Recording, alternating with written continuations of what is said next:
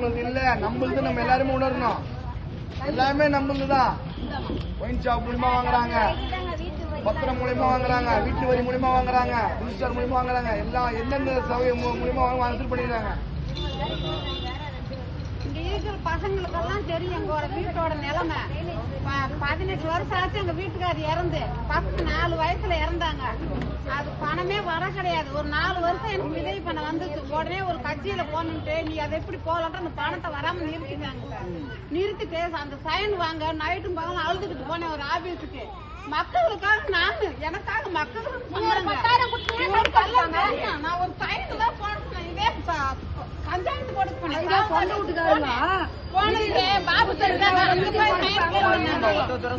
அங்கே போன்னு சொல்லிட்டாங்க. ஒரு சைன் போடுறதுக்கு போடவே மாட்டேன்ட்டாங்க. என் பிள்ளைக்கே வந்து அம்மா இவங்க கிட்ட போய் நீ கை கட்டி நின்று பிச்சை கேட்குறியா, அந்த பணம் வேணாவா அப்படின்னு என்னை கூப்பிட்டு போனாங்கன்னு நினைச்சேன். மனசு கஷ்டமா இருக்கு.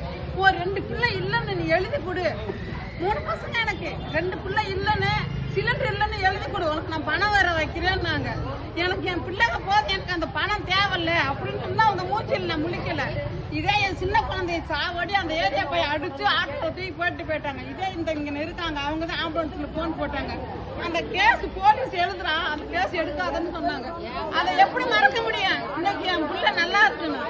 அந்த மாதிரி சொன்னவங்களுக்கு எப்படி ஓட்டு போடுவேன், எப்படி மதிக்கணும்? யாரோ வர செய்யட்டும், நல்லதை செய்யட்டும், எனக்கு அவ்வளவுதான். இப்ப என் பிள்ளை இந்த 2 வருஷமே நல்ல கடையில பூக்கடையில வேலை செஞ்ச 35 வயசுன்னு கல்யாணம் ஆகாது இருக்குது. சேர்த்துக்கே தெரியும்.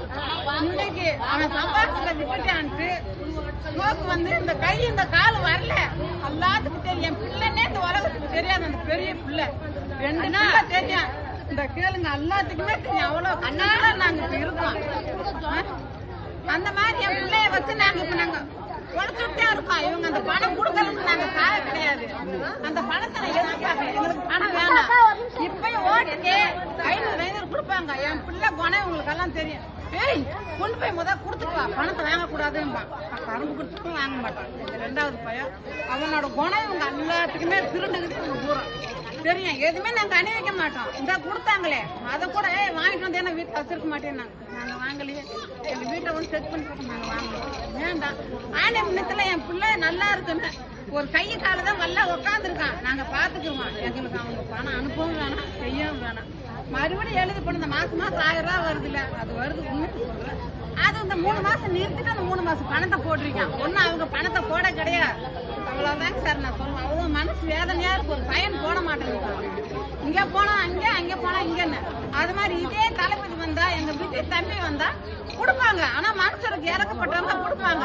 இது உங்களை வச்சு நான் திங்கன்னு முன்னிட்டு ஆசைப்பட்டேன். நான் ஜெயிரன்ட்டு அவங்க எல்லாம் ஆட்டையை போட்டுட்டு தின்னுட்டு கிடக்குறாங்க. அமுக்கலம் பண்ணிக்கிட்டு இந்த அதை கொடுக்குறேன் இதை கொடுக்குறேன். அதுக்கு ஜனங்களை ஓடுது. எங்க பரவாயில்ல வாங்குங்க, நம்மளுக்குதான். ஆமா, யாரும் தப்பா நினைச்சிடாதீங்க.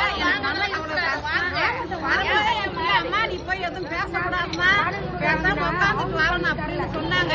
மனசு அவ்வளவு கஷ்டம். போட மாட்டேன்ட்டாங்க. இதுக்கு வாடகை தான். எங்க பெரிய பிள்ளை 2 வயசு வந்து சென்னைக்கு வந்தாங்க. இன்னைக்கு அவனுக்கு 35 வயசு.